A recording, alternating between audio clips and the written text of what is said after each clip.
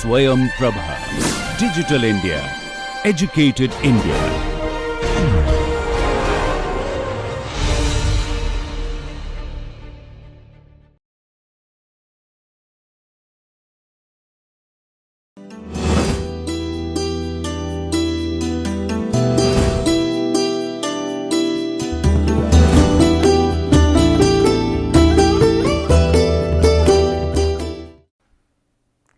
Hello there, how are you today?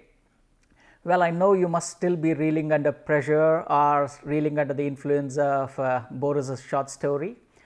I'm sure you enjoyed, I'm sure you really must have enjoyed reading that. It's unconventional, right?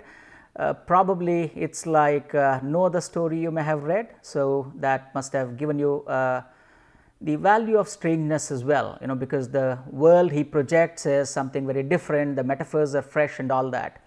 Well, if you are bowled by that story, well, you will be in for a better surprise today, because I have more remarkable stories here. In fact, I have two stories in the class, and that's why, let's raise, maybe after listening to these two remarkable stories, I'm sure you will raise 3 cheers to these remarkable stories. Okay. Now, usually when we say cheers, it's more celebratory in nature, because we celebrate. So, here is celebrating the spirit of literature, celebrating extraordinary quality, extraordinary values that literature imparts to us.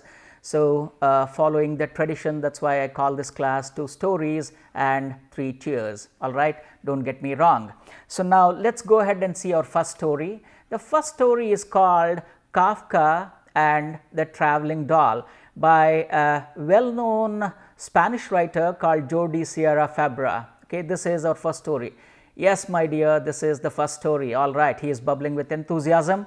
Let us go ahead and see what is the first story. Okay. So, this is how the story begins. Before that, of course, in case you do not know who Franz Kafka is, this is said, in fact, it is said that the story is based on the last days of the extraordinary writer called Franz Kafka. He was a German speaking Jewish writer, and in fact, Kafka is considered as one of the remarkable fiction writers of the 20th century, and his works wonderfully fuse together elements of surrealism, absurdism and realism, and that is why, in fact, a deadly combination of these three can be called Kafkaesque. Like Shakespearean, Kafkaesque is today an accepted adjective in order to describe a world which is marred by bureaucratic oppression, which is marred by some kind of where the downtrodden are almost where they do not get justice. It appears something like a surreal world. All these things stand for Kafkaesque, and being a 20th century writer, he has witnessed first hand alienation, anxiety, all the more because of the 2 world wars, I mean especially the First World War that he witnessed. So, therefore, his works are surrealistic fictionalization of all these strange qualities that come to define modern life. So, some of his important works are Metamorphosis, The Trial, The Castle. In fact, Metamorphosis, how it begins in a rather very strange way. He says, when I woke up after a long night, I found myself transformed into a gigantic bug or an insect. And later you realize that probably you think it's some kind of a nightmare. No, in fact, when actually he wakes up after the previous night's sleep, he finds himself transformed into one huge cockroach, and the rest of the novel talks about what happened to his family members, how did they cope with that, and all these things, some kind of a surreal world. A remarkable writer, a very sensitive writer, and the story, it is said, the story we are going to discuss now is based on the last few days of Franz Kafka. When he was traveling in a park, he comes across a small girl who is crying, and that is when the story begins. Okay? So, here goes the story. It was said that 1 year before his death, Franz Kafka was walking through Steglitz Park in Berlin. This was his daily walking route, but today took a different turn as he found a little girl crying heartbroken. She had lost her doll. Obviously, you understand that, right? This child has taken to her doll very seriously, and when the child takes it, for us it may be a doll, for them it's just another family member, maybe something like that. That's why she is crying inconsolably. To calm her down, Franz Kafka first helped look for the doll. He searches along with the girl. Eventually, he realizes that they are not going to find the doll. Therefore, Kafka tells the girl that the doll probably must have gone on a wonderful trip, and therefore this girl should not worry because her friend just has gone out on a trip. And he says that he himself is a postman of the dolls, and therefore he would check in his office whether her doll has sent any letters to this girl at all. Well, the girl doesn't believe him, and she asks him, well, where is the letter? He says, well, probably I'll have to go back and check, it must have come just today, and tomorrow I'll come at this particular time, please wait for me, and in case there is a letter, I'll give it to you, then you feel happy. If there is nothing, well, you can continue crying, right? Of course, that's the language that the girl understands. Therefore, she returns home. Immediately, he goes back home, and throughout night, he sits with an exact vigor that he would generally sit to write any fiction that he generally wrote. And next morning, he is ready with a beautiful letter that he has taken the whole night to compose. Therefore, the next morning, he goes upright, and the girl has come for him, anxiously waiting, and he just gives her a good hug, a warm hug, and says, my dear, I told you, right? There is a letter for you, your doll has sent. The girl doesn't believe, but he hands over the letter. But this girl doesn't know how to read it. She is still a small girl, right? So she says, what has my doll written to me? Well, he says, opens it with all the seriousness and says, it says, please do not mourn for me, do not cry for me. I've just gone on a trip to see the world. I will write to you of my adventures, and eventually after my journey is over, I'll come back to you. So please stay happy for me. Please wish me good luck. Well, the girl is so happy. In fact, the girl thought that her doll was lost forever. On the other hand, all that the doll has done is gone on a beautiful trip. That's how she has come to believe. So this is how this beautiful relationship begins, the relationship between the little girl and Franz Kafka, and it lasts for a couple of weeks. When he and the little girl met, he read her from these carefully composed letters the imagined adventures of the beloved doll. Imagined for him, whereas it's real for the little girl because she believes in that, right? Well, for 3 weeks, Kafka focused exclusively on the doll's letters and handed them on to the girl every day. After reading them, he would pass that letter on to her, and she would keep it. Though she doesn't know how to read it, she would keep it as a sweet remembrance of her doll, something like that.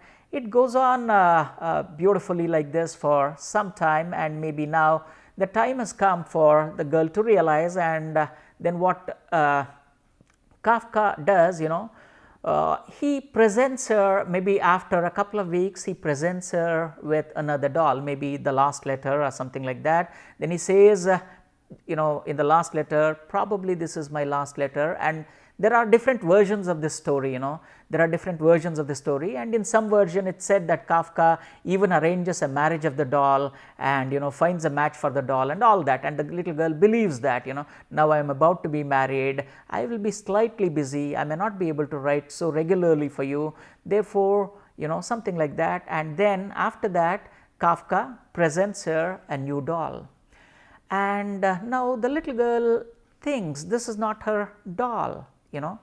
Now she tells him, this is not my doll.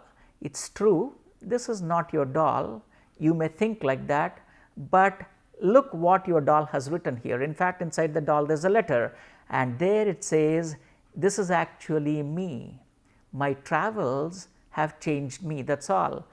obviously it talks of a profound truth, experiences change human beings, right. So, this is precisely probably what the doll is indicating. My experiences have changed me. So, you may not exactly remember, but I am your doll, something like that.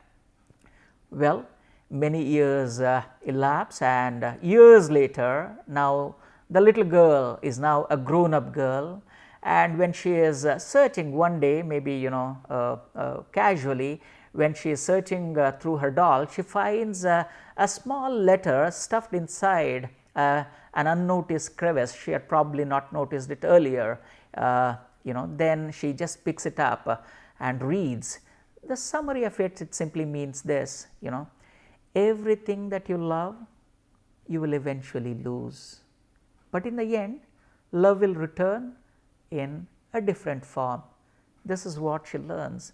Such an extraordinary lesson in love, a lesson in life, and that's something that all of us should also learn, right? Because every moment is precious. No point cribbing over a moment that's already gone, because unless we are open to receiving the fresh idea, well, or unless we are open to, if we don't block ourselves out, if we don't open ourselves out, if we simply block ourselves inside, then there is no scope for fresh experience to come in, right. So, probably this beautiful story talks of very many things. In fact, this story went on to win a national award for children's literature, So, a very remarkable short story. You will find it on the net, maybe in different versions. I hope you enjoyed this, right. How was the story?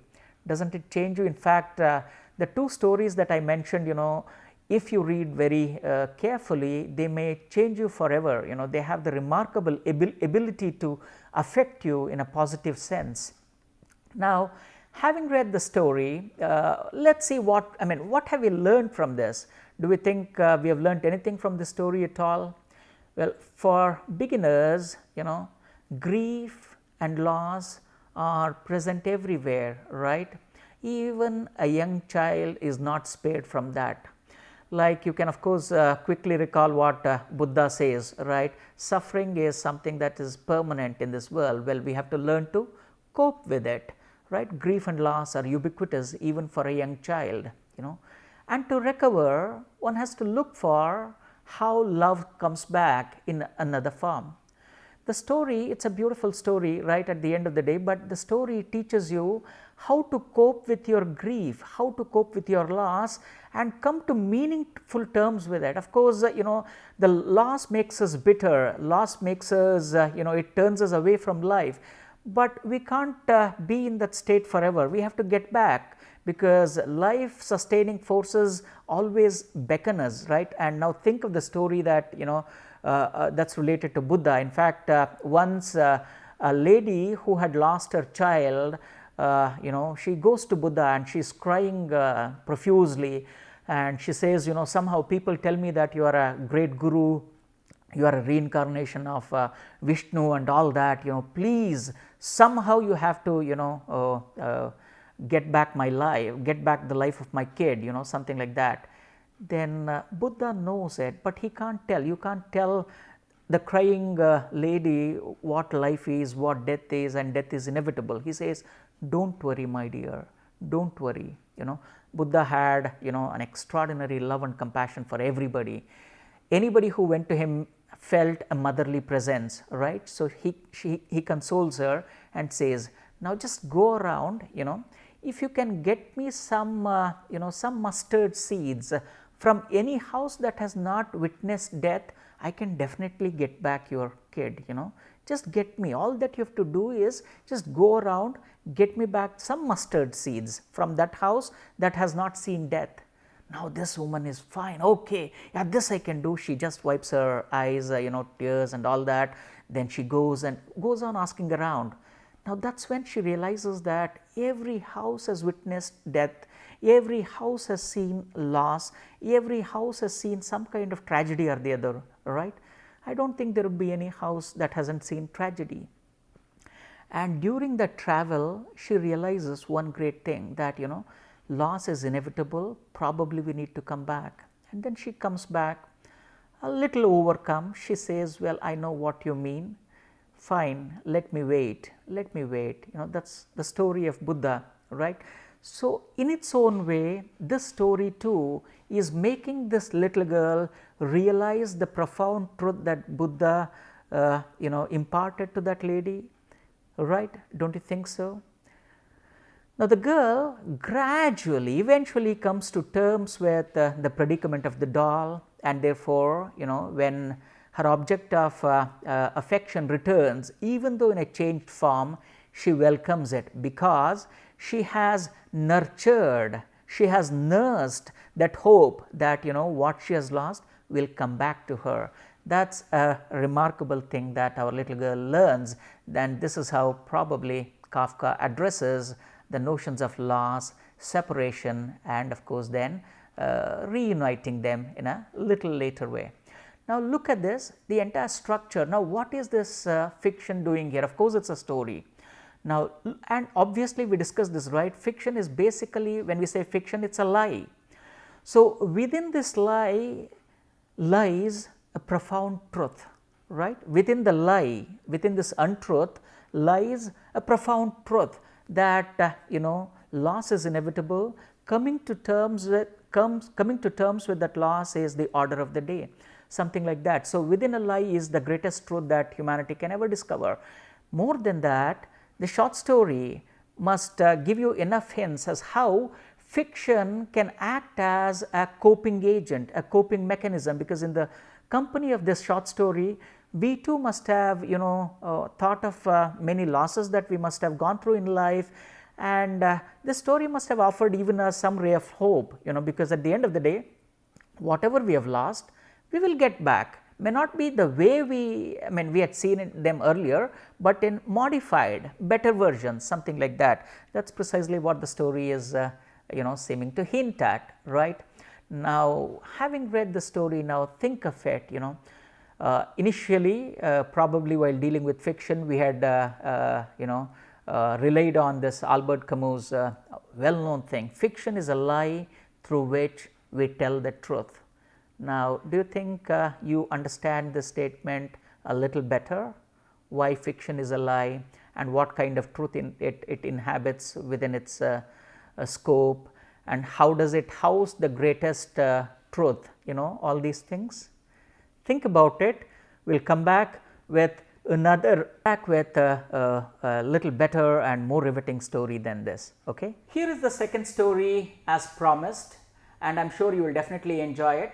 But here I request you to indulge me for a while, because from next week we are going to pick up drama, play, theatre and all that. I wish to present this short story in the form of a short audio skit, right. This story is based on a dialogue between two individuals. You will get to know who they are. Therefore, allow me to enact this. So, what follows next is the dialogic interaction between the two characters that are present in the story. Okay. So, sit back, relax and enjoy listening to them, while of course the display is there. You can even read the story that accompanies the voice. You were on your way home when you died. It was a car accident, nothing particularly remarkable, but fatal nonetheless. You left behind a wife and 2 children. It was a painless death. The EMTs tried their best to save you, but to no avail. Your body was so utterly shattered, you were better off, trust me. And that's when you met me. What? What happened? Where am I? You died. There was a truck and it was skidding. Yup. I died? Yes, but don't feel bad about it. Everyone dies. You looked around. There was nothingness, just you and me. What is this place? Is this like the afterlife? More or less. But then, are you God? Yup, I'm God. My kids, my wife, What about them? will they be all right? That's what I like to see. You just died and your main concern is for your family. That's good stuff right there. You looked at me with fascination. To you, I didn't look like God. I just looked like some man or possibly a woman, some vague authority figure, maybe. More of a grammar school teacher than the Almighty. Don't worry, they'll be fine. Your kids will remember you as perfect in every way. They didn't have the time to grow contempt for you. Your wife will cry on the outside, but will be secretly relieved. To be fair, your marriage was falling apart. If it's any consolation though, she will feel very guilty for feeling relieved. Oh, so what happens now?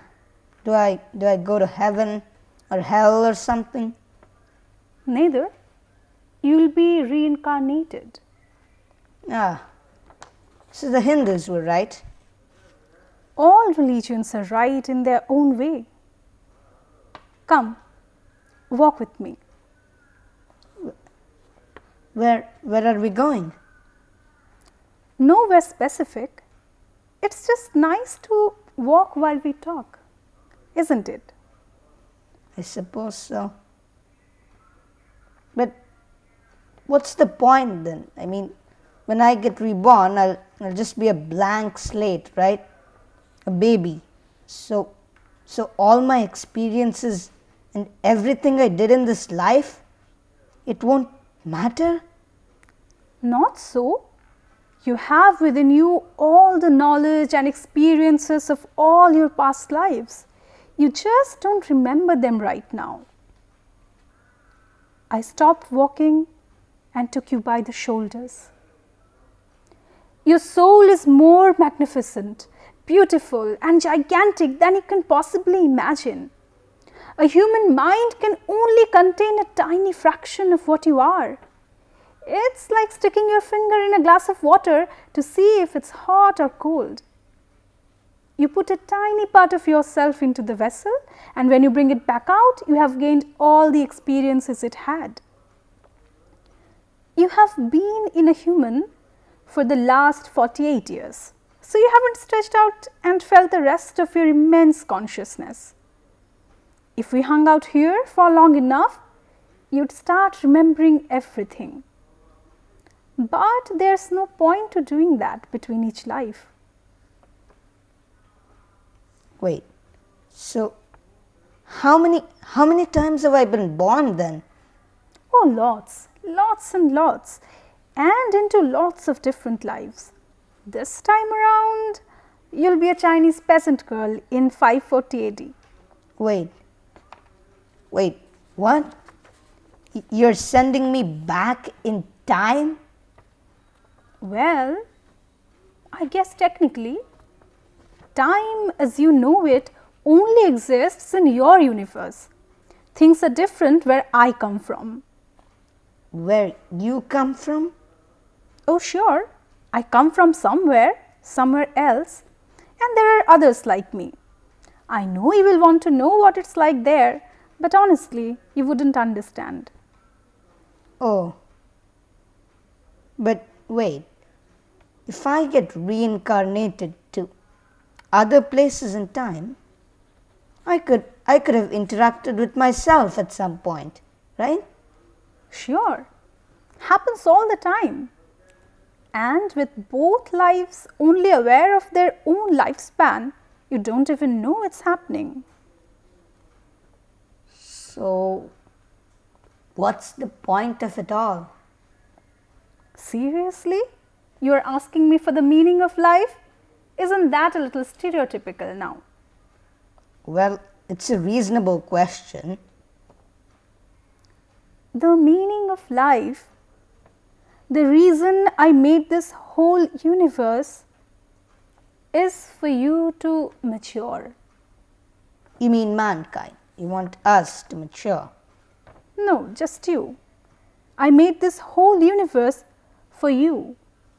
With each new life, you grow and mature and become a larger and greater intellect. Just me? But what about everyone else?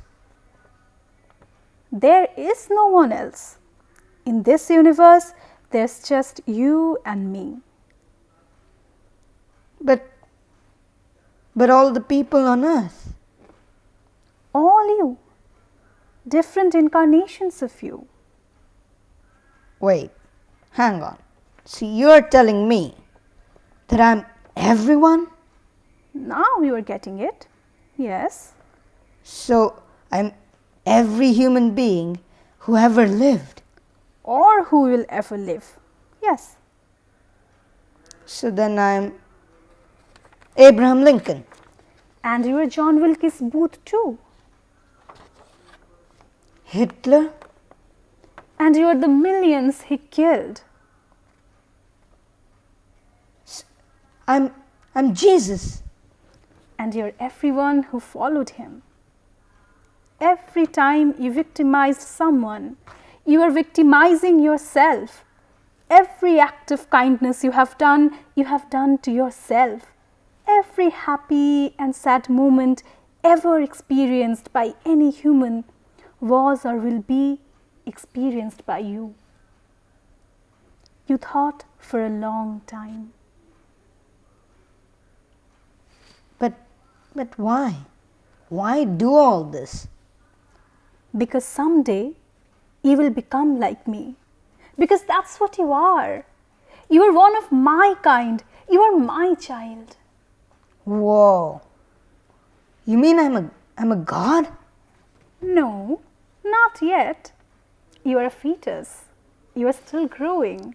Once you have lived every human life throughout all time, you will have grown enough to be born. So the whole universe, it's just... Yes, you're right. It's just an egg. Now it's time for you to move on your next life, buddy. And I sent you on your way. Yeah, how was the audio skit, and more than that, how did you like the story? I'm sure this must have been one of the remarkable short stories that any of us might have ever come across, right? And obviously we're interested to know who this guy is. This is the brilliant guy, Andy Weir, well-known American novelist and former computer programmer. The Egg, in fact, is one of his most famous short stories, and it's been translated into more than 30 languages, and more than that, you know, it's been adapted into short films, even an audio film, a video film and all that. You just have to search YouTube with Egg and Andy Weir. You will come up with brilliant versions of you know, the celluloid versions of this particular short story. And of course, he also writes very interesting sci-fi novels, but probably more than any of these novels, this particular short story seemed to have earned him an extraordinary name and fame, you know. So when somebody asks him why he wrote it, what exactly he meant by that, he seemed to have remarked something that, you know, John Donne told us ages ago. In fact, if you can quickly recall, during metaphysical poetry we said, you know, no man is an island entire of itself, each man's death diminishes me. It's from John Donne's For Whom the Bell Tolls, right? When anybody dies, or when you listen to anybody's death, well, it dwindles us to a certain extent because we are connected in extraordinary ways. Probably the story reminds us of that, maybe you know, something like this. And when the author was asked, you know, if there was any specific inspiration behind this, he says probably, you know, when he was having an argument with his aunt and when he refuses to see her point of view, she seemed to have very innocuously remarked, well, you haven't lived my life, that's why you don't get to see what I say, you know, that's why you don't see eye to eye with my argument. Probably that must have prodded our writer, the young writer, to go on and think. He is you know, not even in his 50s, right, late 40s, something like that. about to be 50, and such an extraordinary story. And he says, I wanted to come up with some way to look at the world such that life was fair, a way where everyone came out even in the end. This is what I came up with, and you were. The concept of oneness. In fact, this is an extraordinary story for very many reasons. Now think of it. We discussed fiction, short fiction, short story in terms of various elements, right? Character, setting, theme, all those various elements. Now look at this. In fact, this is a short story devoid of any embellishment, pure short story in its essence, probably in the purest of the forms. It does not require a detailed setting because you don't know where it is set. It does not even require an extensive background, exposition and all that, just a dialogue. The short story is dialogic in nature, and dialogic has more meaning than just to extend, just to have a quick conversation between two, and how everything, now again we made use of this word called epiphany, how the God in the making, the character God in the making, and his conversations with the so called God. The God, you may not be a believer in God, I am aware of that, whether you are a believer or non-believer, it is immaterial, Now come to think of it, if the entire life is one big goal, if the entire, the goal of the whole universe is towards evolution, that is the principle, right? We constantly keep evolving, and so is the universe, even that too is evolving, right? And now look at where it is leading us towards. The sudden realization that the entire universe is just a playground or a lab, an experimental room, where an individual goes through various permutations, combinations, lives several millions of lives before he or she is turned into a perfect being, and how this entire universe is just a playground for that individual to live, learn, evolve, live, learn, evolve, mature, so that finally he or she or anybody, they can become evolved creatures, perfect beings. Such a remarkable story, right? Yeah. Now let me introduce you to the two young actors who perform these roles to you, and of course let's also listen to them why they like the story. All right. So now let me call the God, who you know God's voice. Now I am going to show you the face of God. Yeah, Bidisha, please. Yeah, hi. Here is God's face for you. She is Bidisha Mukherjee, who played the role of God there. And I'd like to know why she likes the story. Why do you like the story, Bidisha? When you read this, what happened to you? I like this story so much because it brings us face to face with the concept of oneness through a simple dialogue. And we often wonder in our own lives, okay, what's the purpose of life? There's so much suffering, so much disappointment, also moments interspersed with happiness and kindness. So when I'm lost for meaning, I think yes, maybe that's just might be the purpose for our lives. It is for us to mature and to grow through the different experiences and keep on accumulating experiences and impressions, and I think that gets portrayed very nicely through the story. That's why I love the story. Wonderful, wonderful. Thank you, thank you. We have heard God and we have seen God. Now it's time for us to again listen to the God in the making and also see him face to face. Now this is Satvik, who played the role God in the making. Let's ask him why he likes the story. Why do you like the story, Satvik? I like this story because when you read the story intensely, after reading it intensely, you can't even think about harming others, because you will have realized that harming others is as bad as harming yourself. And once you have realized that, and if everybody can realize that, then the evil in the world is already reduced significantly. And if one story can achieve something like this, then what more could a person want to like it? That's brilliant. Thank you. Thank you. Wonderful. Well said. How brilliant, right? So wonderfully said, so well said by both of them. Of course, now that you have heard why they like the story, and now that you have heard why I like the story, now this is the time for a little introspection, right? Now, having read the story and having been drawn to its vortex, now think of what you like about it. Of course, there are plenty of aspects to like in the story, right from its structure to its simplicity, the powerful dialogues, all that, and more than that, the vision it embodies within its scope, the great philosophical insight it offers, the oneness it tries to teach, all of them are remarkable. Now, see if you can formulate your own answers, and maybe you can even record it on our Swayam portal. Try to see that. All right. Thank you. In fact, I hope you enjoyed both these stories, like the Boris story, the Book of Sand. These two stories are remarkable, and I am sure you enjoyed reading them, listening to them, and see if these stories can inspire you to write in some way.